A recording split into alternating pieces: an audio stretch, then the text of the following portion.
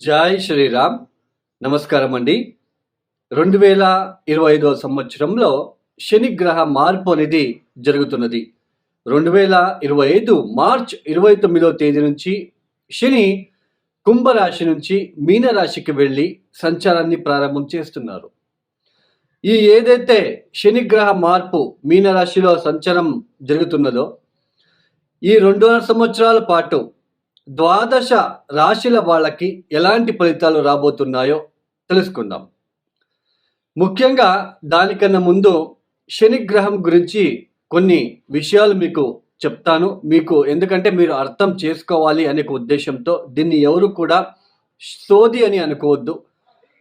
ఇక్కడ ముఖ్యంగా మన జన్మ జాతకంలో శని ఏ స్థానాల్లో ఉన్నాడు, ఎలాంటి సిచ్యుయేషన్లో ఉన్నాడో తెలుసుకోవాలి. శని బలిష్టంగా ఉన్నప్పుడు ఎలాంటి ఫలితాలు వస్తాయి ఆ ఒక వ్యక్తికి, శని బలహీనంగా ఉన్నప్పుడు ఎలాంటి ఫలితాలు వస్తాయో మనం ముందుగా తెలుసుకుందాం. శని ఒక వ్యక్తి జాతకంలో బలిష్టంగా ఉన్నప్పుడు, శని అంటే ఏంటి, శని గ్రహం అంటే ఏంటి, సమాజంలో ఉన్న ఒక మనకంటూ సమాజంలో ఒక గుర్తింపు ఉంది, సమాజంలో మంచి స్టేటస్లో ఉంటున్నాము, మంచి జాబు, అటు రాజకీయంలో కావచ్చు, అటు ఏదైనా బిజినెస్ వైజ్ కావచ్చు, మనం మంచి పొజిషన్లో ఉన్నాము అంటే దానికి కారణం శనిగ్రహం. పెద్ద పెద్ద మేనేజర్లు, పెద్ద పెద్ద పొలిటీషియన్స్కి అందరికీ కూడా శనిగ్రహ ప్రముఖమైన పాత్ర అనేది వస్తుంది. ఇక్కడ ఎందుకు అంటే మన కింద ఉన్న వాళ్ళందరూ మన మాట వినాలి అంటే అది అక్కడ శనిగ్రహం చాలా బలిష్టంగా ఉండాలి. శని ఎవరి జాతకంలో బలిష్టంగా ఉంటాడో అలాంటి వ్యక్తికి ఆత్మవిశ్వాసం ఎక్కువగా ఉంటుంది. తర్వాత భయం అనేది ఉండదు. సమాజంలో మంచి గుర్తింపు, పేరు ప్రఖ్యాతులు అనేది వస్తూ ఉంటాయి.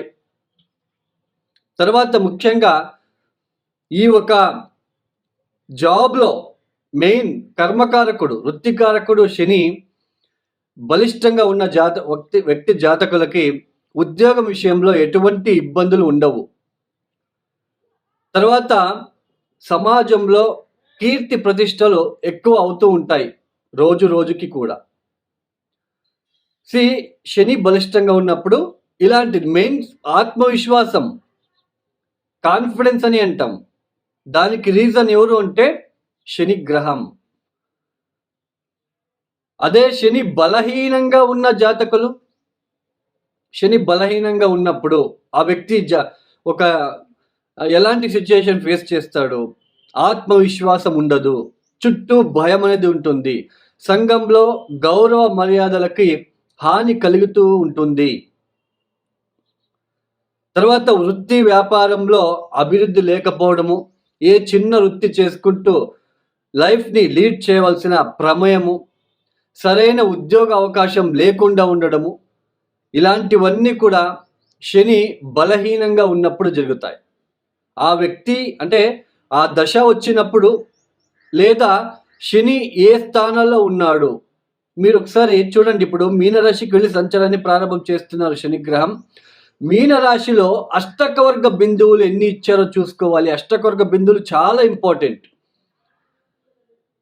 ఇప్పుడు కొంతమంది చెప్తూ ఉంటారు, ఇప్పుడు మీరు కామెంట్స్ కూడా చేస్తూ ఉంటారు, ఇప్పుడు ఈ రాశికి లాభశని, లాభగురు, అద్భుతంగా ఫలితాలు వస్తాయి, కోట్లు సంపాదిస్తారని తమ్ముళ్ళు చూసి మీరు వెళ్ళి చూస్తూ ఉంటారు. బట్ అక్కడ మీరు కింద రాస్తూ ఉంటారు మీరు చెప్పినట్టు జరగట్లేదని. ఎందుకు? గోచారం వేరు, జన్మజాతకం వేరు. ఎలా మ్యాచ్ చేసుకోవాలి గోచారానికి జాతకానికి? ఇప్పుడు మీకు ఒక ఎగ్జాంపుల్ ఇస్తాను. ఇప్పుడు మీకు తెలుసు ఆల్రెడీ ఏలనాటి శని, అర్ధాష్టమ శని, పంచమ శని, అష్టమ శని అని ఈ ఒక జన్మరాశి నుంచి, అంటే చంద్రుడు ఏ రాశిలో ఉంటాడో అది మనకి జన్మరాశి. ఆ జన్మరాశి నుంచి వ్యయస్థానానికి వచ్చినప్పుడు మనకి ఏళ్ళనాటి శని ప్రారంభం. ఏళ్ళనాటి శని అంటే 7.5 సంవత్సరాల పాటు ఉంటుంది. ఇక్కడ వ్యయస్థానంలో 2.5 సంవత్సరాలు, జన్మరాశికి వచ్చినప్పుడు 2.5 సంవత్సరాలు, ద్వితీయానికి జన్మరాశి నుంచి నెక్స్ట్ హౌస్ ద్వితీయానికి వచ్చినప్పుడు 2.5 సంవత్సరాలు, ఇలా 7.5 సంవత్సరాలు అర్ధాష్టమ శని అంటే జన్మరాశి నుంచి చతుర్థ భావానికి శని సంచారం చేసేటప్పుడు దాన్ని అర్ధాష్టమ శని అంటాం. పంచమ శని చంద్రుడున్న రాశి నుంచి పంచమ స్థానానికి వచ్చినప్పుడు దాన్ని పంచమ శని అంటాం. ఇలాంటి ఒక సిచ్యుయేషన్ ఉన్నప్పుడు ఇప్పుడు మీకు మీనరాశికి వెళ్ళి శని సంచారం ప్రారంభం చేస్తున్నారు. మీ జాతకంలో మీనరాశిలో శని ఎన్ని అష్టకవర్గ బిందులు ఇచ్చారో చూసుకోవాలి. ఏ 0, 1, 2, 3 ఇచ్చి ఉంటే ఆ ఒక ప్లేస్లో శనికి అక్కడ బలహీన పడ్డాడు అని అర్థం. బలహీన పడినప్పుడు ఆయన ఇబ్బందులు పెడుతూనే ఉంటాడు. ఈవెన్ ఏళ్నాటి శని, అర్ధాష్టమ శని కూడా, ఈవెన్ లాభస్థానానికి వచ్చినప్పుడు కూడా అష్టకవర్గ బిందువులు చాలా ఇంపార్టెంట్. ఇప్పుడు మీనరాశిలో పుట్టిన ఒక వ్యక్తి ఉన్నాడు. ఇప్పుడు మీనరాశికి ఏళ్నాటి శని ప్రారంభమైంది. ఇప్పుడు జన్మరాశికి శని వస్తున్నాడు. ఇప్పుడు గనక మీనరాశిలో పుట్టిన ఏదైనా జాతకులకి శని మహాదశనే జరుగుతూ ఉంటే ఒకవేళ, లేదా ఒకవేళ చంద్ర మహాదశ జరుగుతూ ఉంటే వాళ్ళకి ఇది తీవ్రమైన కష్టాలకి గురి చర్చలు చేస్తుంది. అంటే తీవ్రమైన కష్టాలు, బాధ ఎక్కువ అవుతూ ఉంటాయి.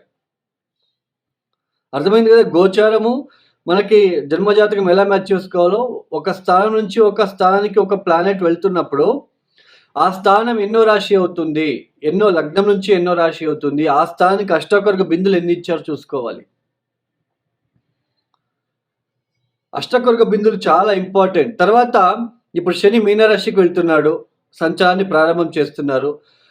అక్కడ శనికి శత్రుగ్రహాలు ఏమైనా ఉన్నారా చూసుకోవాలి.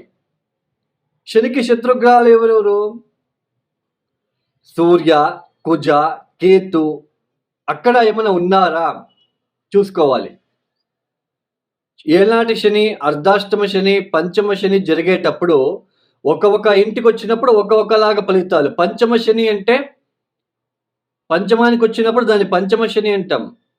సామాన్యంగా కర్మకారకుడు పంచమానికి వచ్చినప్పుడు బుద్ధిశక్తి, ఆలోచన విధానం. పంచమ స్థానం అంటే ఏంటి? బుద్ధిశక్తి, ఆలోచన విధానము, సంతానము, మన అభిరుచి. అలాంటి స్థానానికి వచ్చినప్పుడు ఎలాంటి మనకి ఆలోచన ఇస్తాడు శనిదేవుడు అంటే, కష్టపడి పని చేయడం ఎందుకు, షార్ట్ కట్లో వెళ్ళిపోదాం, జూజాడము, బెట్టింగ్లు, ఇన్వెస్ట్మెంట్ చేసి డబ్బులు నష్టపోవడం లాంటిది. అక్కడ అలాంటి సిచ్యుయేషన్ ఏర్పడుతుంది. ఒక ఇంటికి వచ్చినప్పుడు ఒక లాగా ఫలితాలు అనేది వస్తూ ఉంటాయి. అన్నీ కూడా ఒకేలాగా ఉండవు. ఈ సమయంలో కూడా పరిహారాలు చాలా ఇంపార్టెంట్ అండి. జంప్ స్టోన్ వేసుకోవడము, నీలమణి జంప్ స్టోన్ వేసుకోగానే పంచమ శని, అర్ధాష్టమ శని ఇబ్బందులు తగ్గుతాయి అని నమ్మడము. తర్వాత నల్ల బట్టలు వేసుకోండి అని చెప్తూ ఉంటారు కొంతమంది. శని ఇబ్బంది పెట్టడానికి వచ్చినప్పుడు ఆయన వస్తువులు ఎందుకు వేసుకోవాలి అండి? అందులోన జంప్ స్టోన్ అంటే అంత మంచి ఫలితాలు వస్తాయి అని మాత్రం అనుకోవద్దు. ఒక జంప్ స్టోన్ ధరించగానే మనకి అంతా కర్మ నుంచి బయటపడతాము. This is fake sentence. Jump stone వేసుకోగానే మనకి ఉద్యోగాలు వస్తాయి, ఫేక్. మనకి ఇదే ఎందుకంటే మనము అత్యాశ ఎక్కువైపోయింది. మనలో అత్యాశ ఎక్కువైపోయి తొందరగా కర్మ నుంచి బయటపడాలి, లేదా తొందరగా నేను శ్రీమంతుడైపోవాలి అని అక్కడ నష్టపోతూ ఉన్నారు ప్రజలు. జంప్ స్టోన్ వేసుకోగానే అన్నీ అయిపోతాయి, మంచి ఫలితాలు వచ్చేస్తాయి. This is wrong sentence. ఎప్పుడు గుర్తుపెట్టుకోండి. మన కర్మానుసారంగా మనకి ఏదైనా దశాభుక్తి జరుగుతున్నప్పుడు మనమే కష్టపడి వేల కొద్ది చిన్న పరిహారాలు ఉన్నాయండి, వాటిని చేసుకుంటూ వెళ్ళాలి. అప్పుడే దాని నుంచి బయటపడతాం. సరే, ద్వాదశ రాశుల వాళ్ళకి ఎలా ఉంటుంది, ఎలాంటి ఫలితాలు వస్తాయో మనము ఒక్కొక్కటే ఇండివిజువల్గా తెలుసుకుంటూ వెళ్తాం. ఇక కన్యా రాశి వారికి ఈ 2025 సంవత్సరంలో మార్చి మాసం మారబోతున్న శని వలన ఎలాంటి ఫలితాలు రాబోతున్నాయో తెలుసుకుందాం. ఇన్ని రోజులు 6వ స్థానంలో శని సంచారం మీకు జరిగింది. ఇక మీద సప్తమ స్థానానికి వెళ్ళి సంచారాన్ని ప్రారంభం చేస్తున్నారు. ఇక్కడ ఈ కన్యా రాశి వాళ్ళకి ఈ 2025వ సంవత్సరంలో, ఎస్పెషల్లీ 2025వ సంవత్సరంలో ఈ సప్తమ శని, దశమ గురు ఇవన్నీ కూడా కొంచెం ఇటు డొమెస్టిక్ లైఫ్లోను, తర్వాత ఈ ఒక జాబ్ రిలేటెడ్ లైఫ్లోను కూడా మీరు బ్యాలెన్స్ చేసుకుంటూ వెళ్ళాలి. తర్వాత సప్తమ స్థానంలో శని ఇప్పుడు మీనరాశికి వెళ్తున్నాడు. మీ జన్మ జాతకంలో గనక మీనరాశిలో శనికి శత్రుగ్రహాలు ఏమైనా ఉన్నారా అని తెలుసుకోండి. సూర్యుడో, కుజుడో, కేతు గనక ఉంటే ఇప్పుడు శని కూడా అక్కడికి వెళ్తున్నాడు కదా, సప్తమ స్థానం అవుతుంది కదా. భార్యాభర్తల మధ్య గొడవలు వచ్చే సూచనలు, కొన్ని రోజులు సపరేషన్ అవ్వడం కూడా మనము ఈ సమయంలో మనం చూడవచ్చు. ఎందుకు అంటే అక్కడ ఏదైనా శనికి శత్రుగ్రహాలు ఉన్నప్పుడు, వాళ్ళ దశా పీరియడ్ జరుగుతూ ఉన్నప్పుడు శని కూడా అక్కడ వెళ్తున్నాడు కదా, సో ఇబ్బంది ఎక్కువ ఉంటుంది. అదే అక్కడ మీనరాశిలో ఏ గ్రహము లేదు అని అనుకోండి, మీ జన్మజాతకంలో మీనరాశిలో ఏ గ్రహము లేదు, so it's fine. But marriage లైఫ్లో అయితే కొన్ని రిస్ట్రిక్షన్స్ ఏర్పడుతూ ఉంటాయి. ప్రీవియస్గా ఉండే ఆప్యాయత, బాంధవ్యము, ప్రేమ ఇవన్నీ ఉండలేకపోవడము, ఎక్కువ సంపాదన, జాబు ఇలా వెళ్ళిపోవడము, తర్వాత మీ భార్య లేదా మీ భర్త క్లోజ్ రిలేషన్స్తో కొన్ని అనుకోని ఇబ్బందులు వచ్చే సూచనలు ఈ సంవత్సరం మీరు చూసే ఆస్కారాలు ఉంటాయి. తర్వాత సప్తమ స్థానానికి ఇప్పుడు శని వెళ్తున్నాడు. అష్టకర్గ బిందులు ఎన్ని ఇచ్చాడు కూడా మీరు చూసుకోవాలి. ఏ 0, 1, 2 ఇలా ఇచ్చి ఉంటే కొంచెం శని బలిష్టంగా ఉండడు, కొంచెం ఇబ్బందులు తప్పవు, మ్యారేజ్ లైఫ్లో కొన్ని ఇబ్బందులు తప్పవు. అదే 4, 5, 6 ఇచ్చి ఉంటే పెద్దగా ఇబ్బందులు వచ్చినా వాటిని తట్టుకొని మీరు దాటుకొని వెళ్ళే ఆస్కారాలు కూడా ఇక్కడ ఉంటాయి. దశా పీరియడ్ టోటల్, తర్వాత అష్టకర్గ బిందువులు, తర్వాత ఆ శని అక్కడ వెళ్తున్నాడు కాబట్టి అక్కడ ఏదైనా శనికి శత్రుగ్రహాలు ఉన్నాయా చూసుకోవాలి. ఇది టర్మ్స్ అండ్ కండిషన్.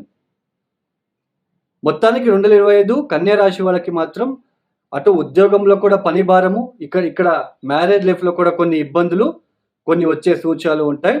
అది కూడా మీకు ఎంతవరకు ఇబ్బందులు ఎక్కువ వస్తాయా, లేదు ఇబ్బందులు వచ్చినా మీరు తట్టుకొని వాటి నుంచి మీరు బయటపడి హ్యాపీగా ఉంటారా అనేది కూడా మనము ఎలా చూసుకోవాలని కూడా ఎక్స్ప్లెయిన్ చేశాను. సామాన్యంగా సప్తమ స్థానంలో శని వచ్చినప్పుడు దూరపు ప్రయాణాలు చేయవలసిన ప్రమేయము, కొంచెం మీరు ఏదైనా కానీ డిపెండ్స్ ఆన్ అష్టకర్గ బిందులు ఫేమస్ అవ్వడానికి ఛాన్సెస్ ఉంటుంది. అంటే ఫేమస్ మీన్స్ అది మీడియాలో కావచ్చు, మీరు చేసే వృత్తిలో కావచ్చు, దాంట్లో మీకు కొంచెం మంచి గుర్తింపు కూడా రావడానికి అవకాశాలు ఉంటుంది.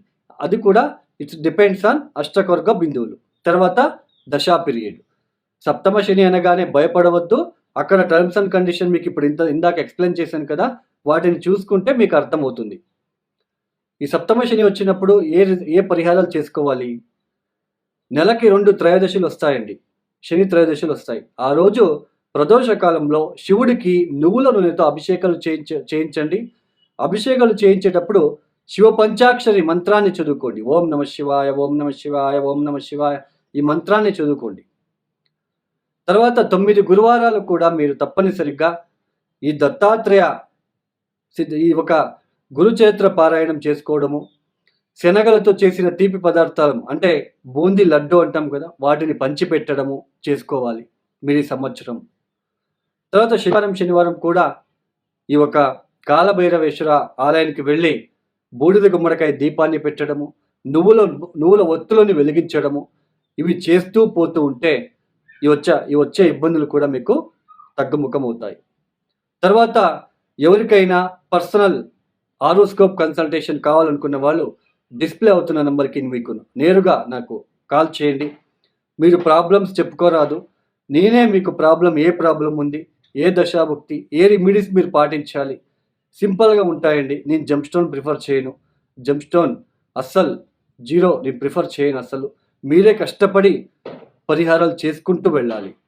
ఇన్ని రోజులని చెప్తాను, అన్ని రోజులు చేసుకుంటే మీకే అర్థమవుతుంది. ఈ యొక్క వీడియో మీకు నచ్చితే లైక్ చేయండి, షేర్ చేయండి, సబ్స్క్రైబ్ చేసుకోండి. సర్వే జనం సుఖినో భవంతు. ధన్యవాదములు. జై శ్రీరామ్.